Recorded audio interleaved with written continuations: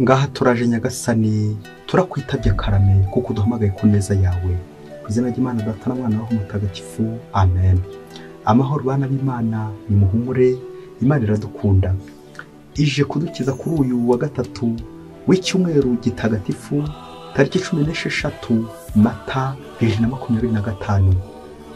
Akira ijambo ry'umukiro uyu munsi. Isomo rya mbere ni iryo mu gitabo cy'umuhanuzi Izayi, umutwe wa 50 umurongo wa 4 kugeza kwa 9. Nyagasani Uhoraho yampaye ururimi, ambwira icyo mvuga kugira ngo menye kuramira warushye.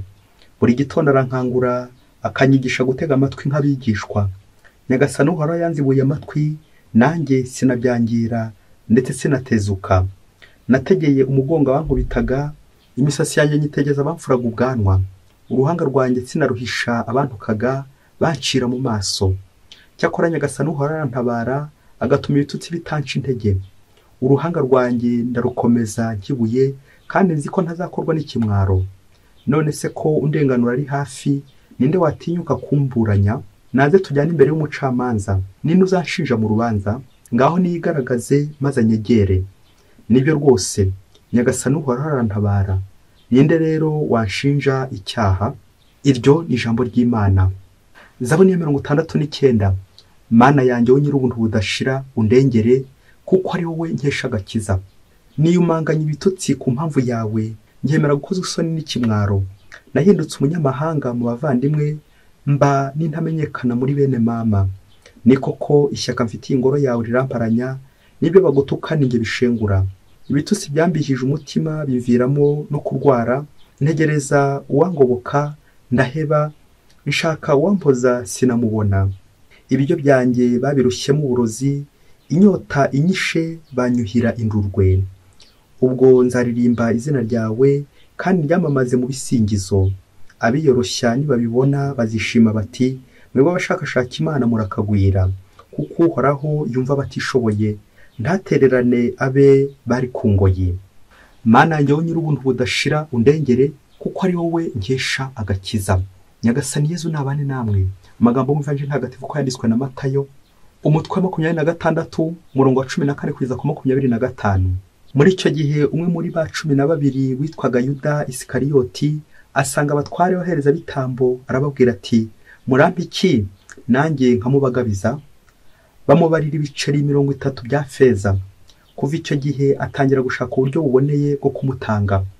Umunsi wa mbere wo kurya imigati idasembuye, abigishwa baza kubaza Yezu bati, aho ushaka ko tugutegura ibyo kurya Pasika nihe?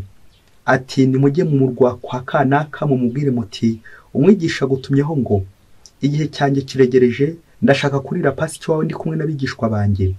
Abigishwa bigenza uko Yezu yabategetse, maze bategura ibya Pasika. Bugorobye Yezu ajya ku meza hamwe na 12. Nuko rero igihe bafungura aravuga ati, ndababwira ukuri, umwe muri mwe agiye kungambanira. Birababaza cyane, batangira kumubaza umwe bati, mbese yaba ari nge Nyagasani? Arabasubiza ati, uwo duhurije intoki ku mbehe niwe ugiye kungambanira. Koko umwana w'umuntu aragiye nk'uko byanditswe bimuvuga. Ariko rero hagowe uwo muntu wemeye kugambanira umwana w'umuntu. Icyari kuba cyiza nuko uwo muntu aba ataravutse. Yuda umugambanyi nawe aramubaza ati, aho ntiyaba ari nge mwigisha? Yezu ati, urabyivugiye. Iyo ni Ivanjili ntagatifu. Bayoboke b'Imana, Yezu Kristo akuzwe. Mu isomo rya mbere turi kuzirikana, turimo turazirikana indirimbo y'umugaragu w'Imana ubabara. Uyu mugaragu w'Imana arerekeza kuri Yezu, we turi kwakira ububabare bwe, we wababaye kugira ngo atubabarire. Uyu munsi turumva iyi ndirimbo ya gatatu y'umugaragu w'Imana ubabara, itwerekeza ku gahinda afite, uburyo yemera igisebo kugira ngo abantu bagire agaciro. Uwo ni Yezu wemeye kwitanga kugira ngo adusubize agaciro, tugire ubuzima. Naje kugira ngo intama zanjye zigire ubugingo kandi zibugire busagambye. Yohana 10:10. Ivanjili y'uno munsi iratwerekeza ku bugambanyi nyirizina bwa Yuda. Ejo nibwo twumvise nanone ubwo bugambanyi, Yuda agambanira Yezu ndetse na Petero yihakana Yezu. Uyu munsi by'umwihariko turibanda kuri Yuda, ubugambanyi bwa Yuda, uburyo Yuda yagambaniye Yezu, ngo hari ryari, ngo hari nijoro. Yabimenye ryari? Bari gusangira. tugiye rero kuzirikana kuri ubwo bugambanyi bwa Yuda, turebe uburyo Yuda yahemukiye Yezu mu ngingo remezo igira iti ikiduhuza. Abantu benshi duhurira ku meza tugasangira. Igituma tuba inshuti ni ikihe? Ikiduhuza ni ikihe? Duhurira ku ki? Dushimishwe no kubona Yezu ari kumwe n'abigishwa be isangira rya nyuma, bahuriye ku ifunguro. Iri funguro ryerekeza kuri Ukarisiya Yezu aduha tugahazwa nawe. Muri iri funguro niho Yuda aza gukora imigambi mibisha. Bahuriye na Yezu hehe? Ku meza. Nuko bamwe bati ariko ubundi kuki Yuda amaze kwakira iki kimanyu cy'umugati kandi yaragihawe na Yezu aribwo Sekibi yamwinjiyemo? Ese iki kimanyu cy'umugati cyari kirimo Sekibi? Bayoboke b'Imana, Yezu Kristo akuzwe. Iki kimanyu ntabwo aricyo cyari kirimo Sekibi, ahubwo ngo tubisanga mu gitero cya Ratasiyoni, igitero cya 12 cya 18 yandirimo mutagatifu Tomasi wa Kwino. Baratubwira bati ahabwa ababi agahabwa n'abeza, ariko ababi nibo birobanura, bo bahabwa urupfu mu gihe abeza bahabwa ubugingo. Yezu rero ikiza cye abashaka ko twahazwa nawe, abashaka ko twamererwa neza. Ibi biratwerekeza kuri Ukarisiya duhabwa. Akenshi bamwe bari mu isayo, bari mu nduruguri, bafite imigambi mibisha. Hari igihe rero uyihererwa n'ubundi gucyaha yasayo none ntigire iki kumarira, ntigire ikindura mu migambi yawe. Ariko buri icyo kimanyu cyagombye kuguhindura, kuko Yezu ubwe araguhindura. Ariko kubera ko n'ubundi biza gusanga ari isayo, iraza kurangira n'undi ukomeje guhindana, uhindanyije umwana w'Imana, uhindanyije Yezu Kristo muri Ukarisiya. Umukristo ashishoze kuri iki kintu. Ese ukisohoka mu kiliziya ntabishe, ukisohoka mu kiliziya afite imigambi mibisha, nuko nawe wahawe Yezu ku rwego rwa Yuda. Ntabwo Yezu umuhabwa ku rwego rwa Yohani, wamuha ku rwego rwa Yuda. Baza gusohoka bagiye mu migambi mibisha, baza gusohoka bagiye kugambana, baza gusohoka bagiye mu ngeso mbi z'urukozasoni, baza gusohoka bagiye mu businzi, mu buraya n'ibindi byinshi cyane bidanezeza Nyagasani. Aho ngaho nawe wahawe Yezu ku rwego ruhe? Ku rwego rwa Yuda, kuko wamuherewe mu ngeso mbi. Wamuhawe utigeze usaba penitensiya, yewe ntiwanamuhawe kuko Yezu n'ubundi akomeza kugenda akiza, ukomeje kugenda unangira ku rwego rwa Yuda. Nk'uko icyo kimanyu cyari kirimo ubuzima, nk'uko Yezu agiye kumuha ubuzima, ariko biraza gusanga Yuda n'ubundi yaraje gufata icyemezo, yanze kuva ku izima. Nguko kunangira kugeza ku ndunduro icyaha cyo gutuka Roho Mutagatifu, Yuda yanze kuva ku izima. Yuda yagiye wirirwa kenshi, bari Betaniya, bya binda yivugisha ati amadenari koko 300 apfuye iki ngo ari guhaga abakene. Aho Yezu yari kumuburira. Yezu aramuburira ati umwe muri bagiye kugambanira. Yuda yari kubyumva, ntiyigeze na rimwe ariko imigambi yo mibisha, akomeza kwa biti bibisi. Nuko buri wese akagenda amubaza ati Nyagasani yaba ari njyewe? Na Yuda ngo bisoje ivanjiri ati Nyagasani yaba ari njyewe? Nuko Yezu ngo aramubwira ati urabyivugiye koko. Yuda yakira ibiceri 30 byose agatanga umwana w'Imana. Ivanjiri irongera twibutsa ubugambanyi bwa Yuda, uburyo Yuda akunda amafaranga agatanga umwana w'Imana, uburyo Yuda yanze Yezu agakunda amafaranga, kwemera kwakira amafaranga ugatanga Yezu, ukabambisha Yezu, ukagambanira Yezu. Ubugambanyi Yuda ntabwo ari kure natwe mu buzima bwacu, aho dushobora kugura abagenzi bacu tukabariraho amafaranga, tukarya za ruswa, tukishora mu ngeso mbi, tugakunda abandi urukundo rwampanguye. Ati nutambike nanjye singuha kino, nutambike singuha akazi, nutambike singuha promotion. Ugasanga turi gukunda abandi kubera iki? Kubera ibintu. Wagize ngo turi kure ya Yuda natwe gukunda ibintu, urukundo rw'ibintu. Nuko rero ugakunda ibintu ukanga ubuntu bw'Imana, ubuntu bw'Imana bukakuvaho, indema z'Imana zigakuvaho. Kubera iki? Wisunze Yuda, wiganye Yuda. Hari akantu gakomeye ibihe bya nyuma bya Yezu bigenda bitubwira, uburyo abantu basangira. Yamvuga igira iti umenye umuntu ariko musangiye umufuka w'umunyu. Bishatse kuvuga igihe kirekire. Yuda amaranye na Yezu igihe kirekire, basangira kabisi n'agahiye. Yaramugize umwizerwa, yaramugize ekonome, umubitsi we, umunyabintu we. None birangiye bya bintu bimutwaye uruhu n'uruhande, yibagirwa Imana. Birangiye bya bintu bimuzibye umutima, neza ntiyongeye kureba Imana. Ibintu bitubuza Imana, ibintu bituza gusanga Yezu. Ariko twongera tuzirikane n'ahandi dushobora guhurira n'abandi. Ese mu buzima bwacu duhurira kuki? Yezu yahuriye n'intumwa ze mu gusangira. Hari ubwo natwe muri ubuzima tumera nk'abayuda, tugahura turi gusangira icyaha ikibi. Hari akantu keza katambutse kuri Mashami, ukuntu ngo Pilato na Herodi wuzuriranye, ngo bataruzuraga, ariko kubera bahuriye kuri Yezu bagiye kwica, ngo nuko ngo barahuza. Akantu rero n'akantu gakomeye cyane katwibutsa uburyo natwe tujya duhurira mu ngeso, tukaza kuba inshuti gusa igihe duhuriye mu ngeso mbi.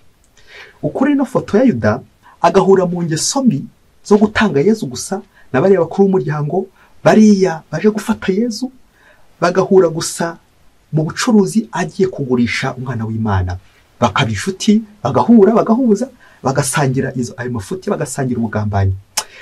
Ibi bintu bijya bituma abantu benshi, ugahura n'umuntu mugiye kugambana, muri kunegurana, muri kuvuga abandi nabi, mukaba mufitanye ubushuti gusa, musangira inzoga, musinda, musangira isayo, muhura mu ngeso mbi z'ubusambanyi, mukora amahano, akaba ari aho muhurira.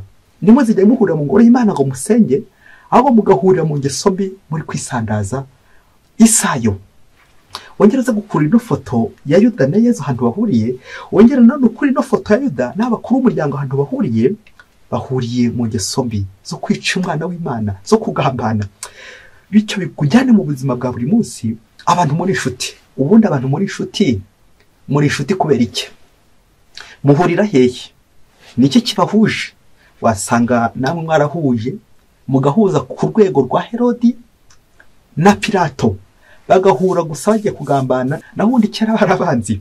Muvyeyi, iyi nkuru tugiye kumva irakwerekeza nanone kuri uyu munsi w'ubugambanyi bwa Yuda. Wongera urebe, wikebuke, urebe impamvu uri inshuti na runaka, uri inshuti n'uyu, ariko uriya wundi we ntabwo muri inshuti. Ni ukubera iki? Umunsi umwe hirya kure cyane muri Afurika, ngo abagabo babiri bakundanaga, ari abanywanyi, ari inshuti magara. Nuko bakajya bajya gutembera mu ikabare, bagasabana, bakanywa, bakarengera. Ndi kwenda kuvuga gusinda, hataza kugira uhita ntera ibuye aka kanya. Nuko bagasinda. Nuko ngo barangiza gusinda, ngo umwe akagabira mugenzi w'inka. Umwe yari umukire ufite inka, akagabira mugenzi w'inka. Inka ziza kuba nyinshi. Noneho wa wundi utaragaba aza kureba hirya, areba hino, yamara gusinda nawe agatekereza uburyo mugenzi we niba kishobora gutekereza ati ko mugenzi wanjye amaze kungabira inka zirenga 5, ko nge nta n'ikintu ndamuha.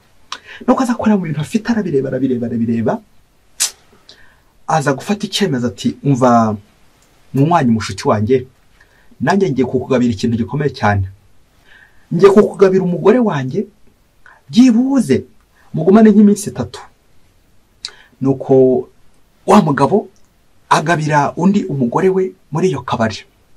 Nuko bageze mu rugo, agiye kumutanga, agiye kumugabira, umugore we aramukanira, umugore amubera ibamba.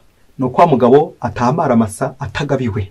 Igihe cyaje kujya zimaze kumushiramo, mu gitondo arebye ibyo yaraye akoze, isoni ziramufata nyine, uryo yaraye agabye umugore we, neza isoni ziramukora. Ese umugabo yasabye umugore we imbabazi? Nuko ntibyarangiye ngo inkuru irarangira, ngo kundi umunsi ukurikiyeho aragenda no mu ikabari, n'ubundi bakomeza gusangira, bakomeza gusayuka, gusinda bitabuze.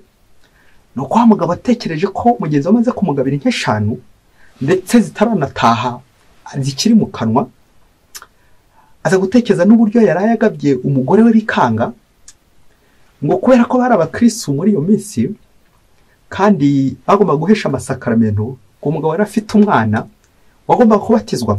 Nuko afata icyemezo cy'uko noneho agiye kumuha uwo mugabo wamugabiye inka, akamumuha kugira ngo mujyane muri batisimu. Nuko dosiye barangiza aho ngaho nyine mu ikabare, abagore baba batabizi. Wa mugabo ageze mu rugo abikojeje umugore we ati, ni inshuti yanjye ugomba gutubyara umwana muri batisimu, nutabyemera urahita ujya iwanyu. Wa mugore areba hirya, areba hino, areba uburyo umugabo yamugabye w'igitero. Wumva no mwanzuro umugore yafashe wo kujya iwabo, umugabo wanjye ni umusinzi, yanjyariye akomeza kumusinzi, umwana wanjye nongere muhe umusinzi amubyare. Ubusuye umwana ntazahinduka umusinzi dukurikije aba bose bagenda mutamuka imbere. Ikiruta ibyo byose, bye nigira iwacu. Na n'ubu umugore aracyari iwabo. Wa mugabo ategereje ko za nka zataha bamugabiye, ategereje ko umugore azaba kwizima, ubundi bagaha wa mugabo basangira akabisi n'agahiye mu ikabare, bakamuhereza wa mwana akamubyara muri batisimu. Bayoboke b'Imana, Yezu Kristo akuzwe. Hari ikintu tujya dutekerezaho, ababyeyi muze kugikura neza. Ese umuntu umubyariye muri batisimu mwahujwe n'iki? Uza kureba ikintu mwahuriyeho. Bamwe uraza gusanga bamwe barashatse guhishira ingeso, uyu mwana avuka ku buryo budasobanutse, ugashaka neza inzira zose uzabinyuzamo. Uzi ko hari igihe birangira bikanarangizwa nuko umubyara mu nda ari n'umubyara muri batisimu. Kubera iki? Ukomeza kugenda duhishira ingeso, duhurira mu ngeso, ukibaza ngo uyu mwana azamera ate? Uyu mwana se n'umusinzi, se umubyara mu nda n'umusinzi, se umubyara muri batisimu ntabwo ari umusinzi gahoro. Yirinze kuvuga marene we na pare we, aho bari mwese turabasuje ba marene na ba pare. Akenshi uzasanga uwo murimo wa Kristo tujya tuwucurika, tukawucuranura, tugakoraho ibibi, kubyara umwana muri batisimu. Abatubyarira muri batisimu, abatubyarira muri batisimu, uze gushyiraho utubazo 12. Hari igihe waza gusanga umwe mwarahuriye mu ikabare, undi mwarahujwe n'ingeso mbi, mwahuye nka kwa kundi Herode na Pilato bahuye. Bahujwe n'iki? Kugambana, kwica uwo mwana. Kuri iyo foto nawe uze kongera uyikurure, koko uwo mwana azahabwa burere ki? Umwana ubyarwa n'umusinzi, umwana urerwa n'umusinzi, umwana ufite impanuro cyangwa uburere ahawe n'umusinzi ugendera mu ngeso mbi, uwo mwana azakura ate? Umwana azamera ate? Yuda aze kudufasha kongera gutekereza aho duhurira n'abandi, abo dusangira. Yamvugo ya muhanga ugira uti mbwira uwo musangira ndakubwira uri we, mbwira uwo mugenda ndakubwira uri we. Umuntu ahinduka icyo yariye. Niba usangira Yezu ugahabwa Yezu umuzima, icya kimanyi cy'umugati, nawe uzagira ubuzima.